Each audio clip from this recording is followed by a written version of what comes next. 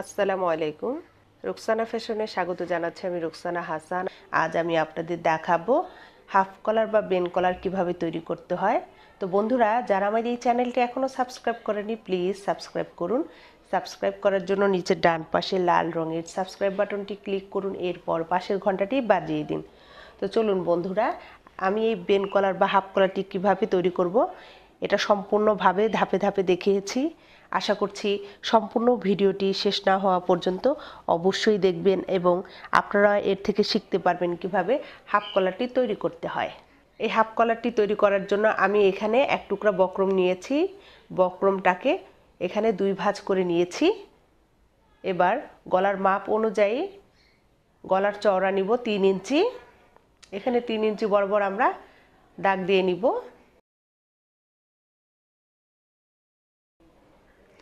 গলার ডিপটা নিব 6 ইঞ্চি। এই 6 ইঞ্চি বরাবর দাগ দিব। এরপর এই দাগটাকে এভাবে করে নিব।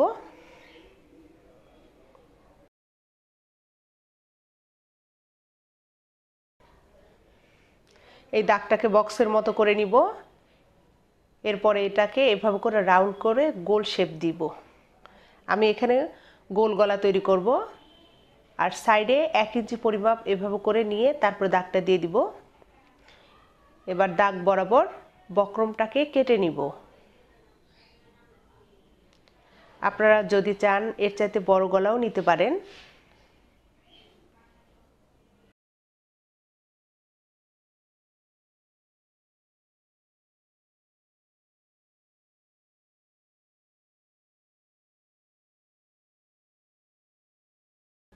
বক্রমটি কাটা হয়ে গেল।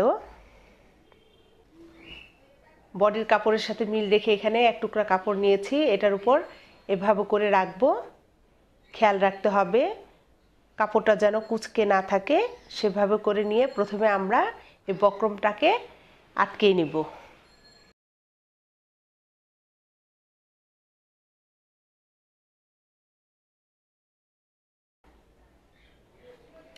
এরপর সাইড থেকে এভাবে কাপড়টাকে বক্রমের উপরে রেখে আমরা সাইডে আরও একটা সেলাই দিয়ে নিব।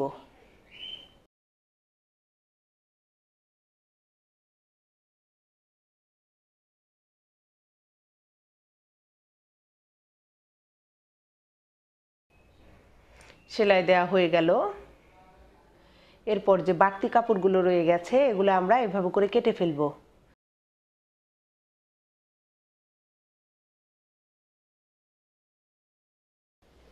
কাপড়টি কাটা হয়ে গেল। আর এই পাশ থেকে সমান করে কাপড়টা কেটে নিব।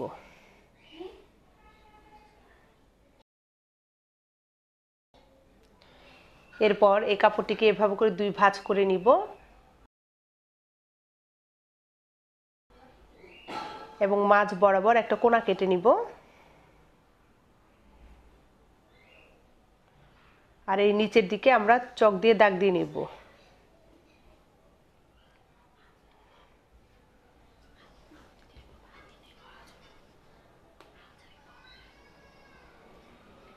এবার বডির কাপড়টাকে এভাবে আঙ্গুলের মাথা দিয়ে চাপ দিয়ে নিব।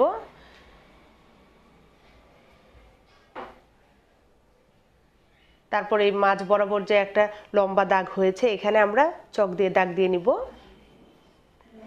এভাবে দাগ দিয়ে নিলে আমরা যে বক্রম দিয়ে গলাটাকে তৈরি করেছি এই গলাটা সুন্দর মতো এই বডির উপরে বসবে। এটার জন্য মাঝ বরাবর আমরা এই দাগটা দিয়ে নিব। বডির কাপড়টাকে এভাবে রেখে আমরা যে বক্রম লাগিয়েছি এই গলার অংশটাকে এই সমান যে মাঝখানে যে লম্বা ভাঁজ আছে এই বরাবর এইভাবে রেখে আমরা সাইড থেকে সেলাইটা দিয়ে দিব। আপনারা যদি চান এই মাঝ বরাবর আটকে নিতে পারেন, তবে আপনারা যদি জর্জেট কাপড় তৈরি করেন তাহলে মাঝ বরাবর সেলাই দিয়ে নেবেন।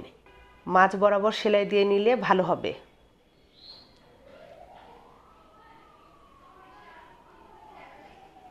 আমাদের সেলাই করা হয়ে গেল। এরপর আমরা এই সাইড থেকে 1/2 ইঞ্চি পরিমাপ বেশি নিয়ে কাপড়টাকে কেটে নিব।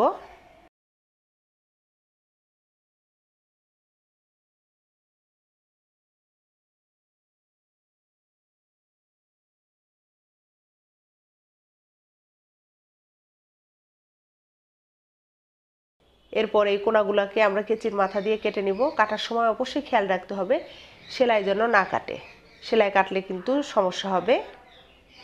এবার আমরা গলাটাকে এভাবে উল্টিয়ে সাইডে একটা সেলাই দিয়ে নিব। এই সেলাইটা আমরা পরে খুলে নিব।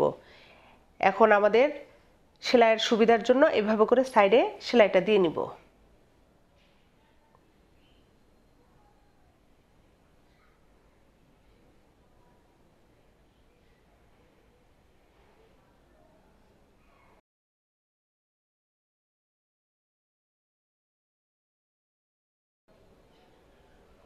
এরপর আমরা বডির পিছনের পার্টটাকে নিচে রাখবো।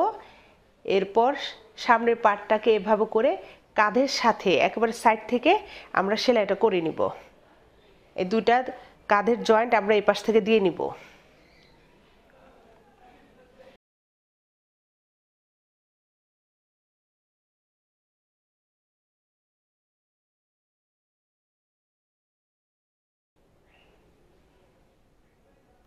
সেলাইটাকে কিন্তু ডাবল করে দিতে হবে।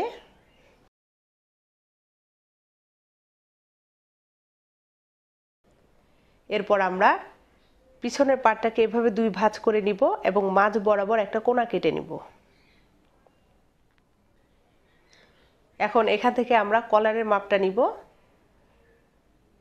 খেয়াল রাখবেন কলারের মাপটা কিভাবে নিতে হয় এটা দেখিয়ে দিচ্ছি। যে এভাবে নিয়ে আপনি কতটুকু কলারটা দিতে চান সেভাবে করে নেবেন। আমি এখানে 14 ইঞ্চি কলারটা হবে, তার অর্ধেক হয় 7 ইঞ্চি। এই 7 ইঞ্চি বরাবর এভাবে করে দাগ দিয়ে নিব। এই পাশটাও দিয়ে নিব এবং নিচের যে পার্টটা আছে এই পার্টও আমরা দাগটা দিয়ে নিব।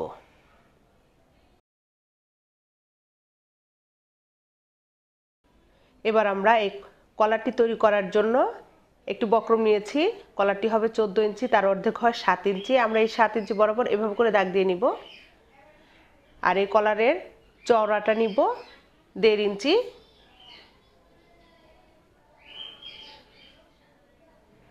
এই 1.5 ইঞ্চি বরাবর এভাবে দাগ দিয়ে নিব। বাকি বক্রমটুকু আমরা কেটে নিব।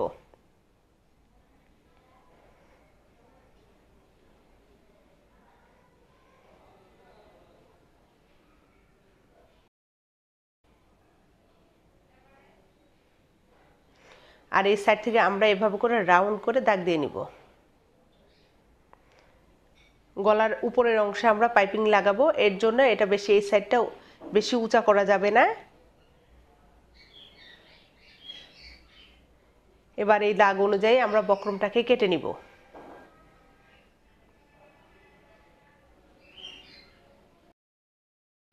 বক্রম কাটা হয়ে গেছে। এবার আমরা কাপড়ের উপর কিভাবে বসাচ্ছি আপনারা একটু ভালো মতো খেয়াল করবেন। কলারের মাপ অনুযায়ী আমরা এখানে 2 ভাঁজে কাপড়টা নিয়েছি। এবার সাইড থেকে এই কাপড়টা কেটে নিব।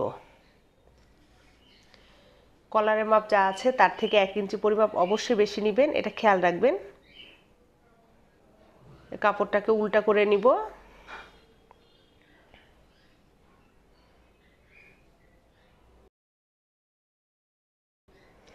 এরপরে কলারটিকে এভাবে করে রাখবো।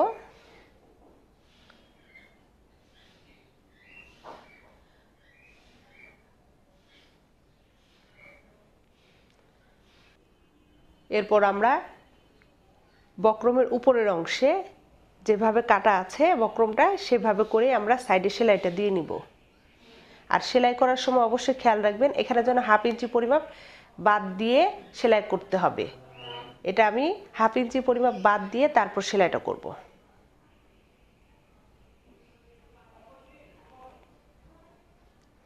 আর এই সেলাইটা কিন্তু বক্রমের উপরে হবে, এটা খেয়াল রাখবেন, একেবারে সাইডে। এভাবে করে সম্পূর্ণ বক্রমটাই আমরা সেলাই করে নিব। এই পাশেও কিন্তু 1/2 ইঞ্চি রেখে তারপর সেলাইটা শেষ করতে হবে। আমাদের সেলাই করা হয়ে গেল। এরপর এখান থেকে যে বাড়তি কাপড়গুলো আছে এই কাপড়গুলোকে আমরা এভাবে করে কেটে নিব।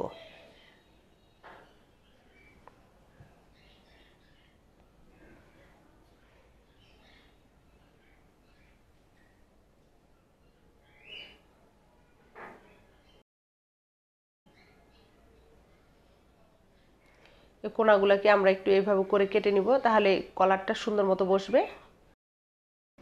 এরপর আমরা বক্রমটাকে এভাবে করে সোজা করে নিব। আর সোজা করার সময় অবশ্যই খেয়াল রাখবেন আমরা যে অংশটুকু সেলাই করে নিই সেই অংশটুকু এভাবে করে ভাঁজ করে নিয়ে তারপরে এটাকে ভিতরের দিকে দিতে হবে। ভিতরের দিকে দিয়ে আমরা এই সাইডে সেলাই করে নিব।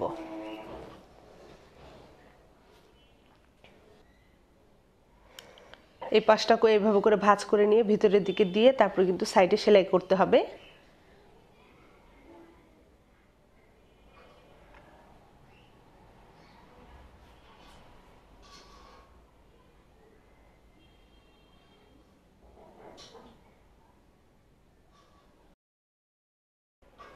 এরপর এই কলারটাকে এইভাবে করে সোজা করে নিতে হবে। আমরা যে পাশটা সেলাই করেছি নিচের অংশে এই পাশে আমরা পাইপিং ব্যবহার করব। এই পাইপিংটা কিন্তু আমরা আড়া করে কেটে নিয়েছি। আমরা পাইপিং এর কাপড়টাকে এভাবে করে রেখে সাইডে 2 থেকে 3 সুতা পরিমাপ সেলাই করে নিব। সাইডে 2 থেকে 3 সুতা পরিমাপ উপরে থাকবে সেলাইটা, এটা খেয়াল রাখবেন।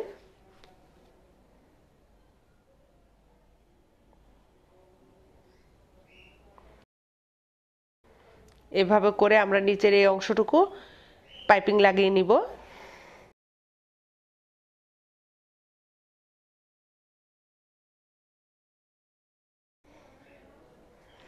এরপর এই পাইপিং এর কাপড়টিকে এভাবে করে নিয়ে ভিতরের দিকে দিয়ে দিব।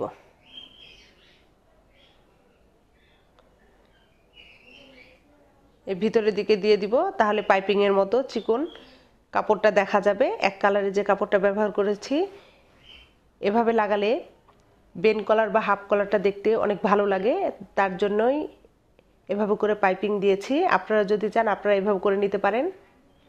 আমাদের এই পাইপিংটি লাগানো শেষ। এরপর আমরা এই কলারটাকে 2টা ভাঁজ করে নিব এবং মাঝ বরাবর আমরা দাগ দিয়ে নিব, অথবা কেচি দিয়ে এভাবে করে কোনা কেটে নিতে পারেন। আমি এখানে কোনা কেটে নিয়েছি, অথবা আপনারা যদি চান দাগ দিয়েও নিতে পারেন।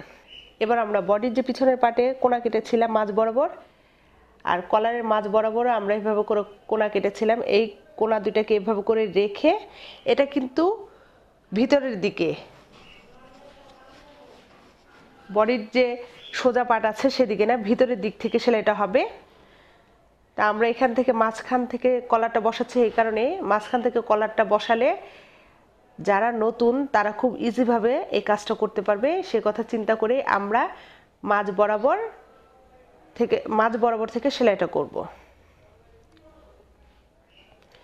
এটা কিন্তু বডির যে ভিতরের অংশ আছে সেখান থেকে হবে, এবং পাইপিং লাগিয়েছি যেটা সেটা কিন্তু বডির পিছনের দিকে সোজাভাবে বসবে, এই যে এভাবে করে বসবে।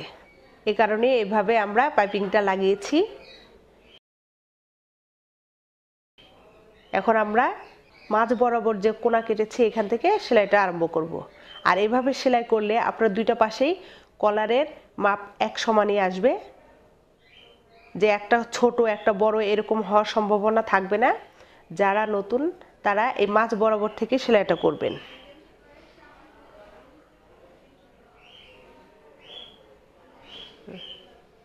আমাদের এই অর্ধেক অংশের কলার লাগানো হয়ে গেছে। এরকমভাবে আমরা আরও একটা পাশ একই রকমভাবে সেলাই করে নিব। আমাদের হাফ কলারটি লাগানো হয়ে গেছে। আমরা যে পাইপিংটা ব্যবহার করেছি এটা কিন্তু বডির পিছনের দিকে থাকবে।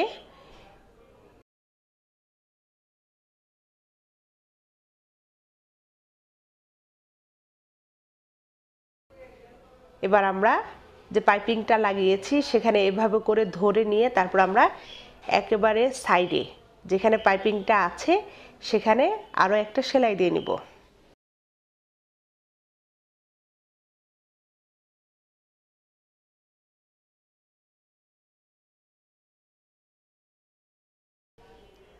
আমাদের সাইডের এই সেলাইটি করা হয়ে গেছে। আমাদের এই বেন কলারটি লাগানো হয়ে গেছে। এবার আমরা আরও একটা পাইপিং নিব। এটা আমরা হাফ কলারের উপরের দিকে এবং গলার যে বাড়তি অংশ আছে এই অংশে আমরা একেবারে সাইডে চিকুন করে এভাবে করে নিয়ে লাগাবো। আর এই পাইপিংয়ের কাপড়টিও কিন্তু আমরা আড়া করে নিয়েছি।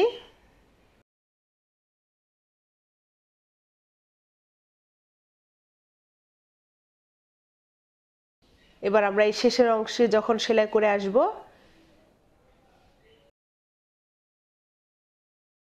এভাবে করে মাপ দিয়ে নিয়ে বাড়তি যে পাইপিং এর কাপড়গুলো আছে এভাবে করে কেটে নিব। এখানে সেলাইটা শেষ করে আগে এই জয়েন্টটা দিয়ে নিব,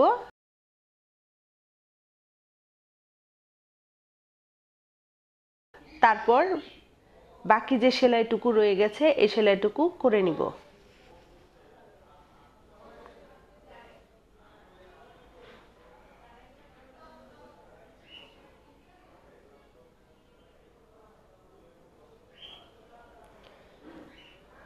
এবার আমরা বাকি যে সেলাইটুকু রয়ে গেছে আমরা এবার বাকি সেলাইটুকু দিয়ে নিব।